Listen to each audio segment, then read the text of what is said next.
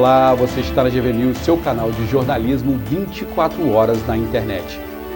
Um agrupamento humano com mais de 3 milhões de pessoas, uma ilha no meio, pontes como gargalos e carros chegando todos os dias. Essa é a grande vitória. E para resolver o problema de mobilidade urbana, que como o nome diz é fazer a cidade se mexer sem entraves, soluções aparecem todos os dias.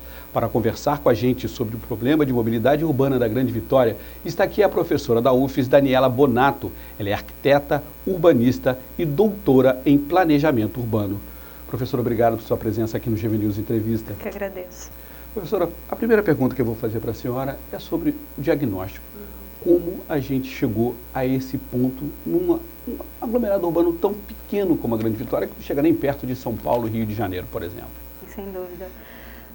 Bom, a gente chegou a esse ponto pelo mesmo motivo que as grandes cidades chegaram. Obviamente, uma cidade com porte aqui de Vitória, da região metropolitana, a gente teria maiores condições de evitar que se chegasse a esse ponto. Mas isso tem relação com uma cultura que o Brasil abraçou, que é uma cultura rodoviarista, inspirada nos Estados Unidos, uma cultura que favorece ou que estimula muito o uso do automóvel e que permitiu esse sonho de morar num ponto da cidade e trabalhar em outro e setorizar a cidade cada vez mais, separando as suas funções. Então a gente gerou um modelo de cidade que é horizontalizada, onde não temos muita densidade, onde não temos diversidade de uso suficiente. Então tem uma grande concentração e isso gera necessidade por deslocamentos, que é onde está a origem do problema da mobilidade. Quer dizer, trabalhar em Vitória, morar lá em Cariacica. Sim. Mas isso não é o que acontece sempre nas cidades? Sim, mas isso pode ser evitado, isso pode ser contornado. Na verdade, a médio e longo prazo a gente pode reverter também isso. A questão não é só o trabalho, né? Todas as atividades que a gente utiliza no dia a dia, comércio, serviço, estudo, lazer, mesmo o lazer ficou longe. Então, parece incrível, mas muitas pessoas pegam um carro para ir a uma academia, pegam um carro para ir a um parque, uma praça. Então, tudo que a gente faz, parece que a gente já incorporou, que a gente pega o carro, sai da garagem e vai com ele. Então, locomoção a pé fica difícil, porque as coisas estão longe. E aí todo mundo tem que entrar no carro e ir praticamente para o mesmo lugar na mesma hora, né? Porque todo mundo vai trabalhar na mesma hora, todo mundo vai para o cinema naqueles horários, todo mundo vai para a escola no mesmo horário. Sim. E afunila todo mundo. Todo mundo na rua, em seu carro particular, que a média de carros por família está em torno de 1,5 carro para cada 3 pessoas, né? Um carro, ou a cada duas pessoas. Então, a gente não tem base espacial para aguentar esse tanto de carro. A indústria automobilística, ela gera mesmo uma economia de desenvolvimento, então gera muitos empregos, gera efeitos encadeadores e é muito difícil de desestimular. Então, ela é importante, a indústria automobilística. O problema é a gente querer o carro todo dia, não o carro eventualmente, o carro para passear, o carro para um fim de semana. O carro todo dia. Então, a quantidade de carros é uma coisa da nossa cultura que a gente precisa reverter se quiser solucionar o problema. Mas as pessoas usam carro porque o transporte coletivo é ruim. Exatamente. Porque isso foi estimulado também pelo governo, né? O transporte coletivo já foi suficiente. Quando é que deixou de ser e por quê? A gente sabe que a pressão da indústria automobilística é grande, mas não só nas políticas públicas, né, de mobilidade, mas de planejamento, antes de tudo, mas também nessa cultura que a gente desenvolveu do nosso sonho de consumo, que é a casa própria, num lugar distante, um condomínio tranquilo e o carro na garagem, que antes era para ser um por família, né, quando Ford pensou, era um por família, agora é um para cada pessoa. Um marido, uma mulher, a sociedade também mudou, né? Antigamente uma pessoa da família trabalhava. Hoje em dia mais, os filhos também estão trabalhando e continuam morando com seus pais. Estou generalizando, mas a gente sabe que tem uma mudança grande. Então, tem relação com isso. As pessoas utilizam o carro porque querem e utilizam também porque foi feito um movimento grande para que, se não for assim, vai ser difícil se locomover. Esse é o problema. Está aí colocado, é uma coisa cultural, a gente está vivendo assim, não vai mudar amanhã, né? Ao contrário, as pessoas estão indo para as lojas nesse momento comprar carro para o filho que vai fazer vestibular, vão comprar para a esposa que arrumou um emprego. Então as pessoas acham que isso é melhorar de vida. Sim. Né? Ter vários carros na garagem. Sinal de status, sem Sinal de dúvida. status, né? Então isso vai continuar. Como resolver esse problema num aglomerado urbano como Vitória, que tem uma ilha no meio? É preciso ponte, as pontes são gargalos, elas não dá para todo mundo passar ao mesmo tempo. Como a gente pode começar a resolver esse problema que está angustiando tanto as pessoas? Boa pergunta. Várias soluções são necessárias. A gente não consegue resolver os problemas de mobilidade só a partir de questões de trânsito.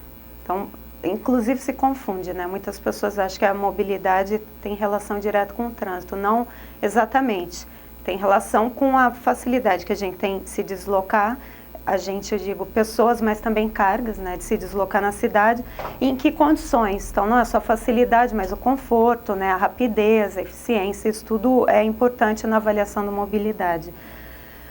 Não dá para resolver esse problema com grandes obras viárias, como a gente vê, e o Espírito Santo tem muito isso. Eu participei do orçamento, votação do orçamento participativo no grupo de trabalho de mobilidade, e fiquei impressionada com a maioria das propostas, era infraestrutura e mobilidade, e diziam respeito à mobilidade do automóvel, ou então de carga. E aí tinha várias pessoas mobilizadas, representantes de empresas, todo mundo preocupado com o seu local onde tinha o engarrafamento. Quer dizer, a gente quer resolver um problema de trânsito com o trânsito, um problema de sistema viário com o sistema viário. E, na verdade, todos os profissionais, estudiosos que pesquisam nessa área de mobilidade já observaram que não é construindo mais vias que a gente vai resolver o problema. Então, quando eu alargo uma via, na verdade, a princípio parece que vai ter um desafogamento, né? Eu vou aumentar a vazão, só que eu estou atraindo mais veículos para aquele local, né? Então, eu construo em outro ponto onde não tinha, eu vou redirecionar a parte do fluxo. O trânsito, a princípio, é o mesmo, supondo que a gente não tivesse aumento de veículos diário que a gente tem. Então, eu estaria redistribuindo o problema. Então, precisaria redistribuir muito para reduzir o problema. Então, não é só com o sistema viário. A solução, então, passa, assim, por obras de melhoria, mas, sobretudo, o principal aspecto é a priorização do transporte coletivo. Então, não só em aumentar a malha, né, viária do transporte coletivo, aumentar a qualidade, a eficiência, o conforto, a rapidez da viagem, a frequência com que o transporte passa, é oferecido, toda a parte de comunicação visual que a gente sabe que é precária, agora está se colocando mais placa com informação, da simples informação de que ônibus passa ali, em que horário, para onde vai. Então isso não é lei, não tem. Isso não tem mesmo. Em 2012 o governo lançou a Política Nacional de Mobilidade Urbana, e se tornou obrigatório. Então, quando é que a gente vai fazer? Eu sei que Vitória já tem uma iniciativa em alguns bairros, passou a informar. O ano passado foi muito interessante, que eu via em alguns pontos de ônibus selos das pessoas que colocavam, aqui passa o ônibus número tal. O cidadão tomou a iniciativa Exatamente, de formar outro cidadão. O que é muito interessante, que eu acho que a gente tem que fazer a nossa parte também de requerer, de cobrar. Como cicloativistas ocuparam o espaço deles e fizeram as suas conquistas, né?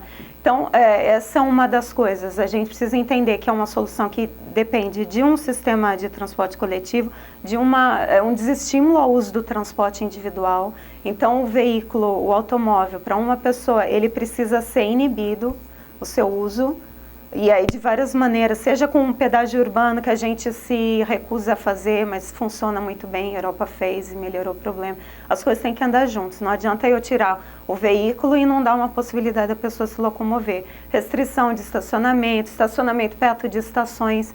Uma coisa importantíssima é trabalhar a intermodalidade, então não vai ser um único meio de transporte que vai resolver. Por isso que mesmo a ciclovia nesse ambiente nosso aqui que é de calor, que não seria o ideal, ainda assim ela é importante para ajudar, para contribuir.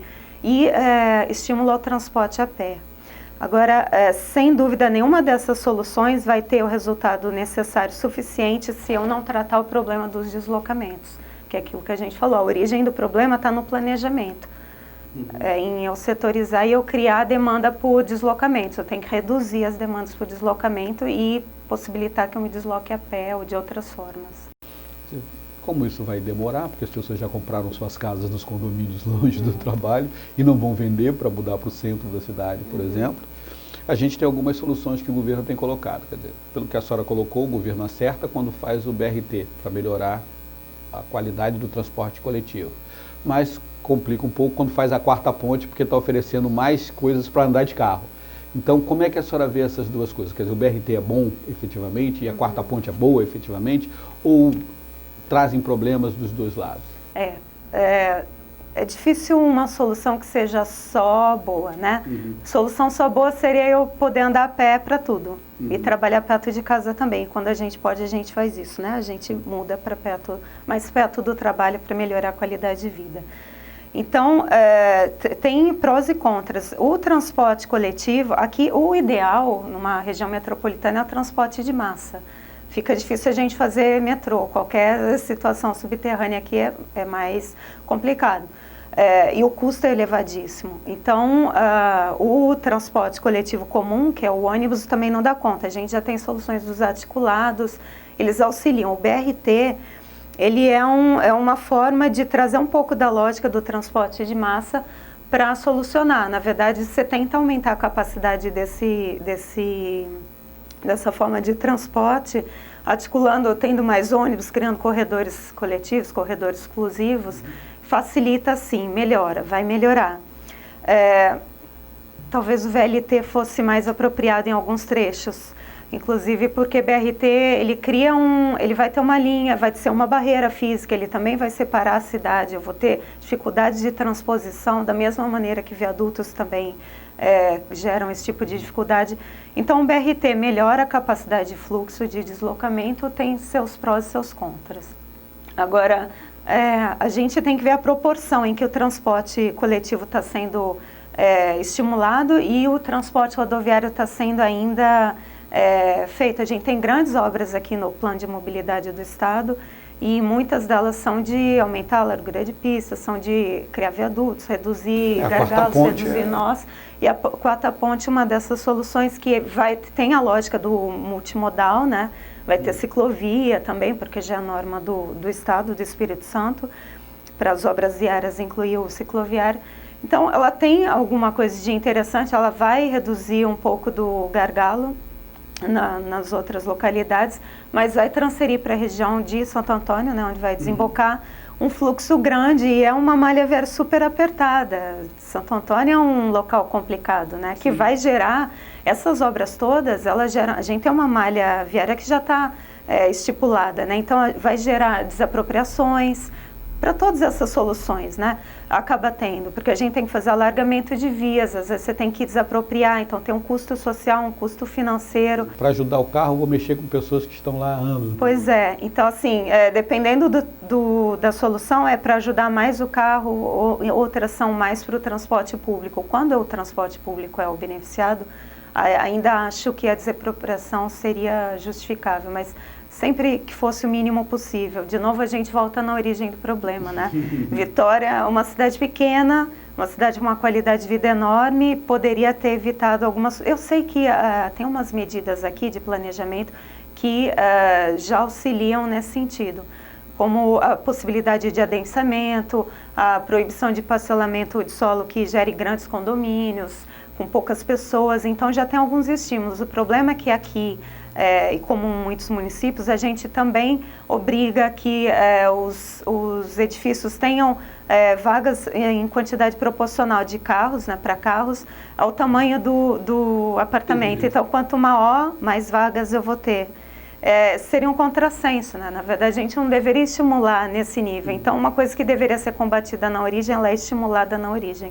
É um problema sério. São Paulo, agora revisando o plano diretor, já tirou essa norma. Quer dizer, quanto menos carro por prédio, melhor.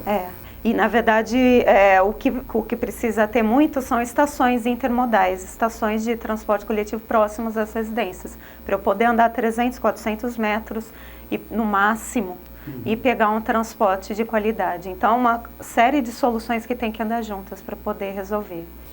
Quer dizer, uma dessas soluções para poder resolver é o aquaviário, que acabou de ser, a estação está na rua, querem reativar e tal. É bom? Então, eu não descarto. Na verdade, o aquaviário já foi muito necessário antes da terceira ponte, né? As pessoas que usavam, eu não sou daqui, então não usava o transporte nessa época, mas diziam que o tempo de deslocamento era muito grande e que, de fato, ele funcionava porque ele atendia a uma demanda daquela região do centro. E a terceira ponte veio solucionar o problema e o aquaviário foi sendo abandonado, né? O aquaviário, ele é importante porque é mais uma forma. A gente tem a Bahia, a gente precisa tirar partido, ele tem um custo, como todas as formas de transporte têm. O governo tem que subsidiar o transporte coletivo.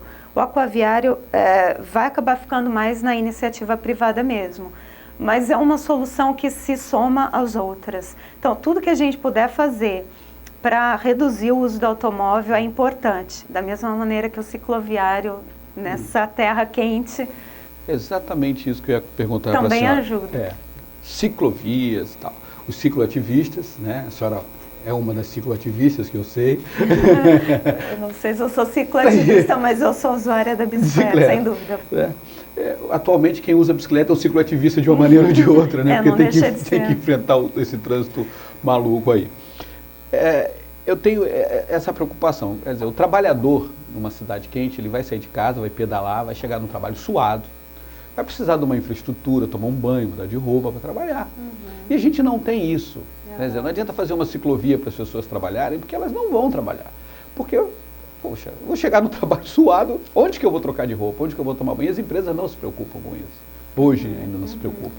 Quer dizer, não é um investimento, não é um investimento grande para uma coisa que vai ser usada apenas para o lazer num determinado momento, ou a gente vai ter que fazer as empresas botarem chuveiros, botarem vestiários, botarem tudo para o trabalhador. Então, primeiro, não é um investimento grande comparado aos outros investimentos que a gente tem nas formas de transporte. Porque o que a gente precisa para andar de bicicleta? Precisa ter a faixa pintada, ou uma ciclofaixa, ou uma ciclovia, numa largura muito menor que a do automóvel, uma capacidade de fluxo grande.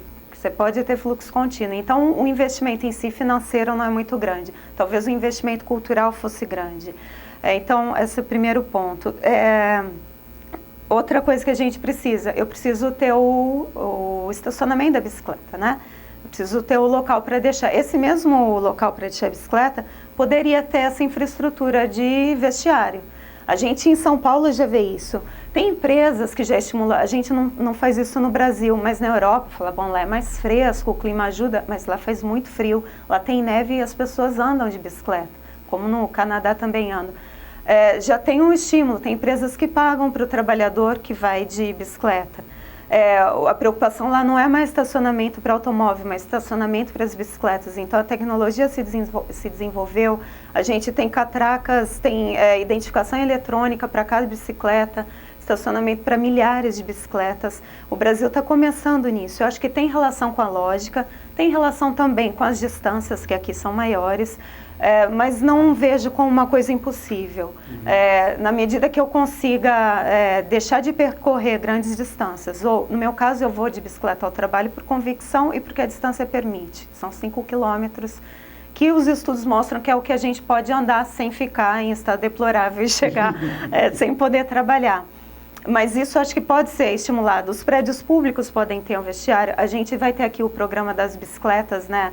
Do aluguel de bicicletas que tem no Rio de Janeiro, tem em várias capitais, São Paulo tem bastante. E funciona bem também. Você tem um custo muito baixo, você vai de um ponto ao outro, deixa ali e pega quando precisa.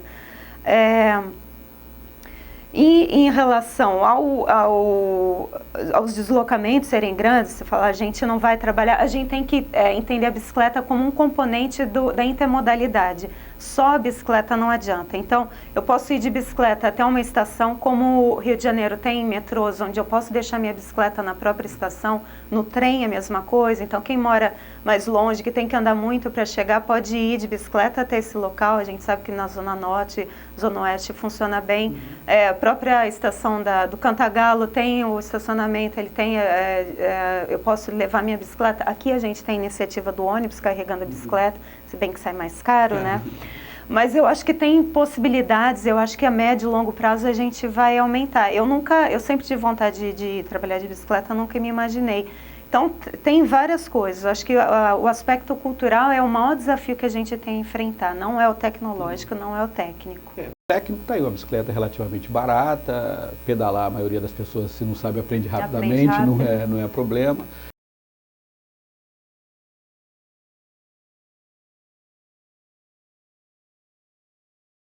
Esse é um problema, sério. Como ciclista também tem que respeitar o pedestre e não respeita muitas vezes. Tem que saltar a bicicleta para atravessar a faixa. Eles passam pela faixa direto, né? Quer dizer, tá lá, tem que saltar, atravessar como pedestre e pegar a bicicleta do outro lado da faixa. O pessoal passa direto. Deixa eu só complementar uma coisa que é importante. Amsterdã é uma cidade que tem, a Holanda como um todo, uma malha cicloviária muito grande. Faz muito frio, as pessoas andam muito de bicicleta, porque o governo desestimula o uso do automóvel e mesmo o transporte coletivo é muito caro. Então, se é mais barato você andar de bicicleta.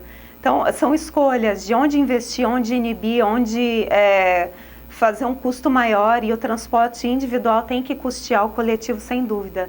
E a Política Nacional de Mobilidade permite isso, que as prefeituras tenham esses mecanismos de restringir esse uso, de cobrar pelo uso individual e de reverter esse uso todo para o transporte coletivo e para formas alternativas, menos poluentes. Pedágio na terceira ponte. Muita gente ficou feliz, né, com o pedágio quando acabou.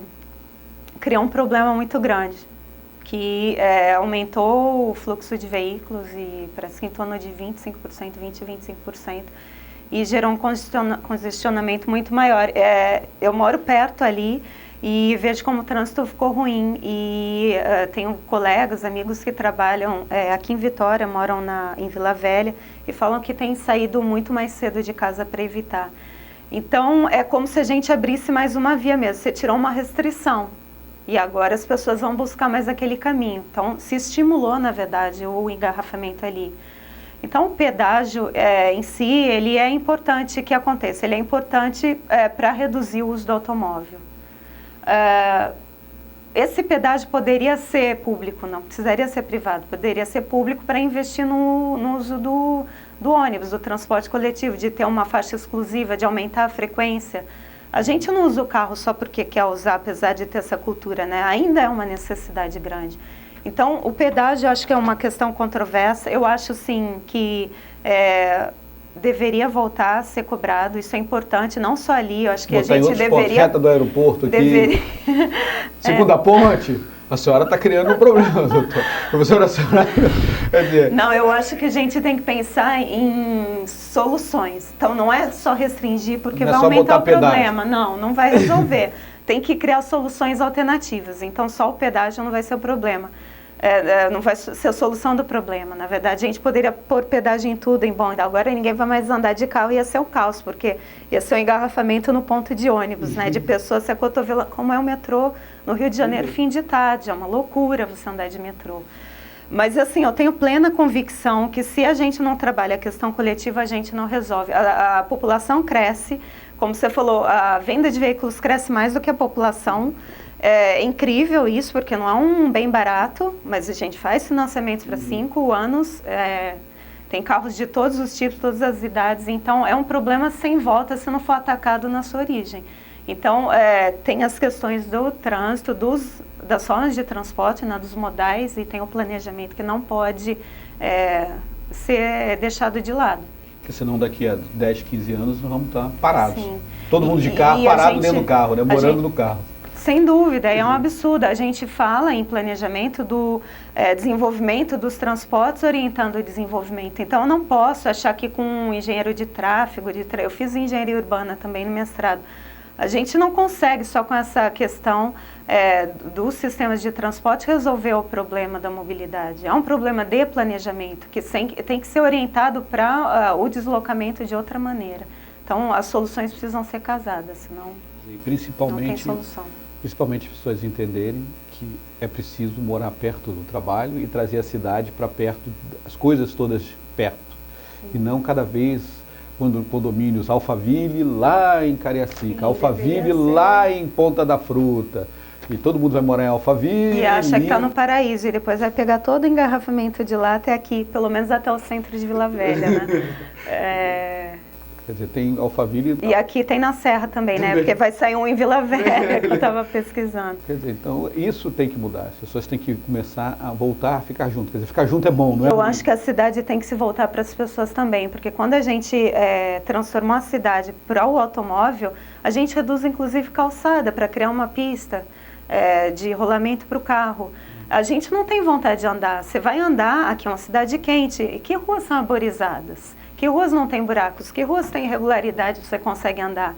Então, assim, eu tenho que ter lojas, comércio, serviço, coisas que tornem a rua atrativa, que estejam perto, então não só o meu trabalho, não só shopping, porque também eu pego o carro aqui, saio, chego ali, no estacionamento ali, e não vivencio a cidade. Então, a gente no automóvel está fechado.